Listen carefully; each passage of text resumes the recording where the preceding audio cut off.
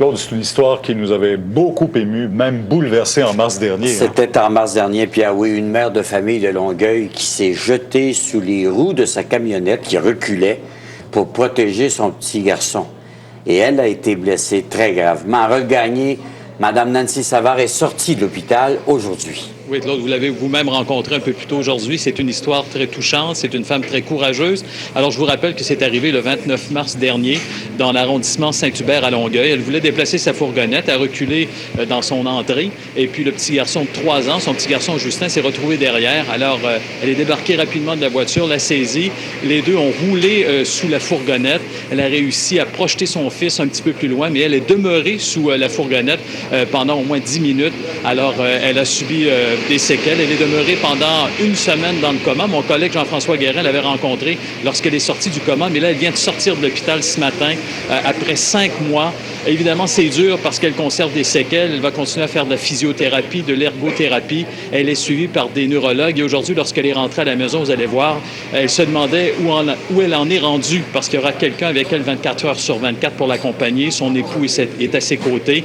Mais évidemment, c'est extrêmement difficile. Mais c'est l'histoire d'une mère très courageuse qui a donné une partie de sa vie pour sauver son fils qu'elle a dans les bras. C'est une histoire qu'on va vous raconter un peu plus tard. Vous avez rencontré cette dame-là, mais également un reportage à notre bulletin de 18h tout à l'heure. Oui, Pierre. Merci, Harold. J'ai rencontré Mme Savard cet après-midi et c'est une situation bouleversante. Harold nous disait il y a quelques instants 5 mois qu'elle était à l'hôpital. 5 mois et 11 jours. Ça paraît tellement long, mais elle commence à peine dans sa rééducation. Elle commence à peine.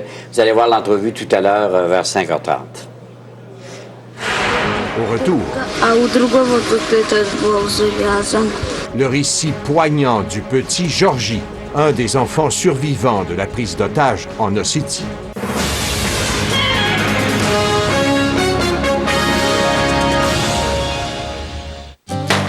Allez voir, ça va être trippant? Eh bien oui, c'est mon nouveau Motorola V220. C'est le offert par mes parents dans le cadre de l'offre famille 2 pour 1 de Rogers. Comment ça marche? Ah, c'est simple. Tu sors de boîte, le recharge, et le tour est joué. Mais est-ce parfait pour les autres activités de ta vie quotidienne? Oui, c'est l'idéal pour promener le chien, s'échanger des photos de fourmis, observer la migration des oiseaux, tout simplement pour verrouiller la porte. Tiens, voilà tes parents avec leur Samsung couleur X426 à rabat. Entre nous, c'est l'amour fou. C'est beau le partage, surtout quand c'est tes parents qui payent. Vous rénovez? Vous décorez? Vous voulez accumuler encore plus de 1000 de récompenses Air Miles? Chez Rona, vous pouvez. Car Rona vous offre toujours davantage de 1000 de récompenses Air Miles. Passez chez Rona et achetez plusieurs produits, dont un plancher flottant Tango, un bain, une douche ou encore un robinet de marque Rona et obtenez jusqu'à 250 000 de récompenses Air Miles en prime. Vous voulez davantage de 1000 de récompenses Air Miles? Avec Rona, vous pouvez.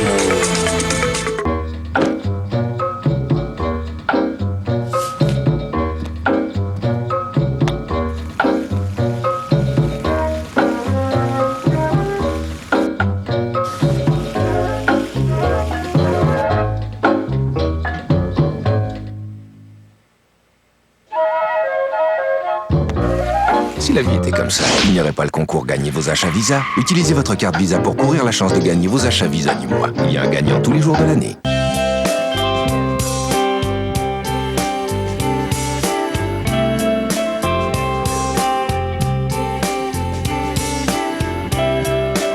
Les gens aiment savoir ce qui entre dans les aliments qu'ils mangent. Et aussi, ce qui n'y entre pas. Le Sauvert est le gage que le poulet Prime de Maple Leaf et le porc Médaillon de Maple Leaf sont nourris au grain végétal, sans sous-produit animal. Maple Leaf, toujours de notre mieux. Mesurez vos connaissances à 21, le jeu télévisé animé par Guy Mongrain. Préparez vos réponses, on a beaucoup de questions. 21, du lundi au vendredi 18h30 à TVA. Ce jeudi, dans ma caméra, les meilleurs moments. Les filles aiment expliquer. Avec Claude Dubois, Grégory Charles, Marc Dupré, Éric Salvaille, Gilles Vigneault et Gary. Dans ma caméra, ce jeudi, 19h à TVA. Oui, c'est vrai, je peux pas m'empêcher d'interviewer les gens. Que voulez-vous, c'est une maladie. Mais c'est avec vous que j'ai le goût de partager ces moments privilégiés ce lundi à 22h30 à TVA. Je vous y attends. Devine qui vient ce soir, ce lundi 22h30 à TVA. L'émission numéro 1 est de retour. Dania, Isabelle J. Bérangère. Sophie. Marie-Ève. Isabelle. Devront éliminer 4 gars pour que l'amour devienne réalité. Occupation double. Première jeudi 16 septembre 20h. Une présentation de Métro et Épiderma.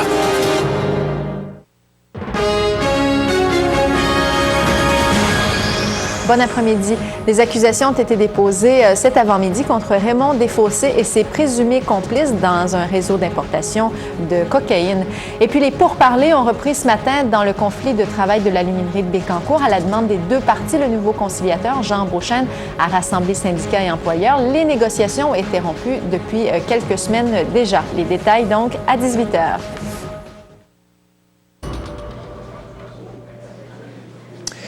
Beaucoup de gens nous ont parlé de cette vidéo qu'on a diffusée concernant cette prise d'otage à Beslan. Et comme moi, vous avez certainement gardé à l'esprit ces images-là. Et particulièrement le petit bonhomme que l'on voit derrière moi à l'écran. Claude, ce petit bonhomme-là, vous savez qu'il s'en est sorti. Miraculeusement. On voyait les images le terroriste qui avait le pied sur le détonateur et le petit garçon qui voyait ça avec beaucoup de frayeur, Richard Latendresse, il s'en est sorti et miraculeusement, c'est le cas de le dire. Impossible d'oublier ces images-là, hein, Pierre, de voir ce petit bonhomme à la chemise blanche, donc les mains derrière la tête. Encore une fois, des images qui vont rester marquées dans nos mémoires, aux côtés d'un terroriste prêt à tout faire sauter, le pied sur une grenade. Bien, ce petit bonhomme-là, c'est Georgi Farniev et il a 10 ans. On le sait parce qu'effectivement, donc, il s'en est sorti. Son histoire, il l'a décrite à bord d'une ambulance qu'il conduisait à un avion à destination de Moscou pour faire traiter ses blessures. Il raconte d'abord, comme on le savait déjà, c'était le premier jour d'école et tout de suite, ils sont venus, ils ont tiré en l'air, ils nous ont poussés vers le gymnase et partout, ils ont placé des bombes. Si vous faites un bruit, on tue 20 personnes, se rappelle Georgi, et les terroristes, dit-il, l'ont fait, ils ont tué des adultes puis une fillette. Ce qu'il décrit, Pierre, donne des frissons. Vous voyez ce qu'il a dans le bras, là, c'est un éclat d'obus qu'il a reçu. Mais je vais vous raconter, premièrement, il raconte comment il refusait de donner de l'eau aux femmes, aux enfants, aux hommes. Les gens perdaient connaissance. Quand les explosions ont commencé, il a réussi, lui, par miracle, à se sauver, à se rendre dans une première pièce, puis à courir vers la cafétéria. C'est là que des éclats d'obus l'ont frappé au bras et aux genoux. Eh bien, lui-même a enlevé l'éclat d'obus de son bras, s'est caché dans un placard et il a attendu qu'on vienne le sauver. Il y a un militaire, un soldat qui est venu vers lui, lui a tendu la main. Il l'a sorti de là. Le petit bonhomme, maintenant, il raconte son histoire. 10 ans, le petit garçon, qu'on n'oubliera certainement jamais. Et lui n'oubliera jamais cette histoire non plus. On le voit dans ses yeux. Hein? Il a la terreur encore d'inscrite là. Mais on n'a pas pu le voir un peu plus longtemps dans les images aujourd'hui. Il y avait quand même ce petit sourire d'un garçon qui passe à autre chose étrangement. Il racontait avec un sang-froid incroyable comment il a retiré ce morceau de métal dans son bras. C'est la force des enfants. Tout à fait. Merci, Richard. Au revoir, Pierre. Alors, si on revient sur la tempête Francis maintenant, qui a laissé une très grande quantité d'eau sur le sud-ouest du Québec, on peut vous montrer ces images de l'Outaouais. C'est tout un déluge qui s'est abattu sur la région avec, jusqu'à présent, Colette nous disait 122... 121,4, elle a dit. Bon, millimètres d'eau. Et pour vous donner une idée, la moyenne pour tout le mois de septembre, c'est de 85 millimètres. Alors, dans certains secteurs de Gatineau, des centaines de sous-sols ont été inondés. Et dans les rues, l'accumulation d'eau atteint par endroits des pare-chocs de voitures. Les pluies diluviennes ont provoqué de nombreux refoulements d'égouts, notamment dans 2 centres commerciaux. Un magasin Sears a même dû fermer ses portes parce qu'il y avait près d'une dizaine de centimètres d'eau au sol. Et à Trois-Rivières, les orages ont causé une panne de courant à l'Université du Québec, ce qui a privé les étudiants de cours cet après-midi. Au total, la panne a affecté 4000 abonnés de l'ITRO. Maintenant, à Québec, Jean-Raphaël Drolet, c'est à votre tour de subir les pluies importantes. Ça a commencé plus tard que chez nous. Oui, exactement. Ça a commencé en début d'après-midi ici à Québec. Et là, je peux vous dire qu'on se fait mouiller. On attend 90 mm de pluie dans les prochaines heures ici à Québec. Et déjà, la pluie qui cause certains problèmes. Selon la Sûreté du Québec, on rapporte plusieurs accrochages sur les autoroutes, mais heureusement, rien de majeur.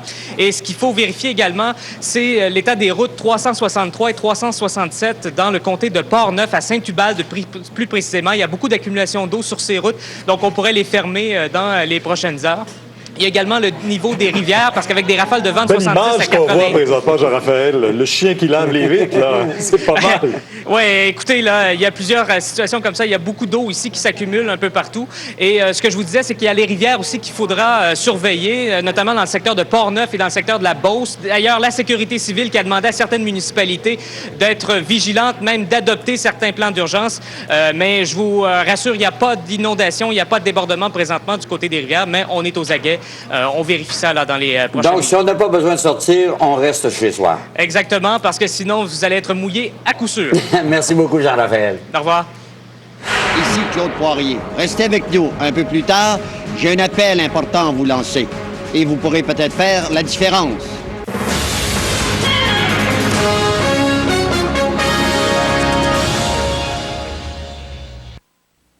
Nos bouchées de pommes de terre, des saveurs extraordinaires. C'est le temps de goûter aux Tasty Taters de McCain. Cuites au four, croustillantes et dorées à l'extérieur et tendres saveurs de pommes de terre à l'intérieur. Nos bonnes bouchées taters croustillantes et pleines de saveurs. Au repas, à la collation, en tout temps, les Tasty Taters de McCain sont offertes en saveurs croustillantes. Choisissez votre saveur dans nos bouchées taters. Les Tasty Taters de McCain, des bouchées de pommes de terre à la saveur croustillante.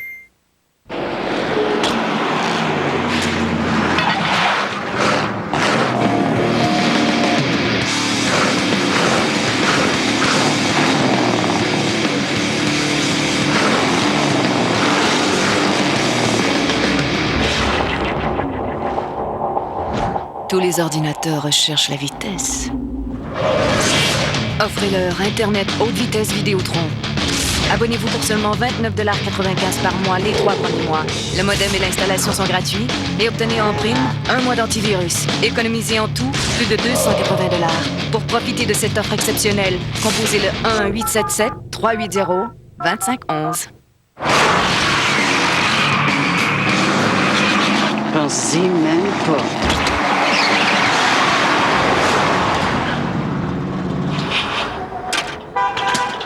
Internet haute vitesse Vidéotron. Le plus rapide. Point final.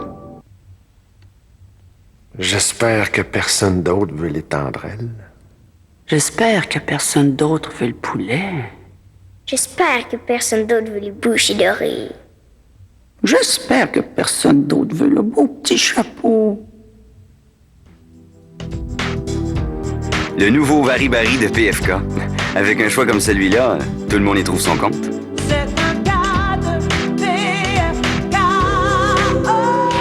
Le dimanche 12 septembre, l'Union des producteurs agricoles vous invite à la 2e édition de sa grande journée porte ouverte sur les fermes du Québec. Réalisée en partenariat avec TVA, cette activité gratuite grand public vous fera découvrir la vie à la ferme. Venez rencontrer les agriculteurs, voir de près les animaux de la ferme et les productions agricoles.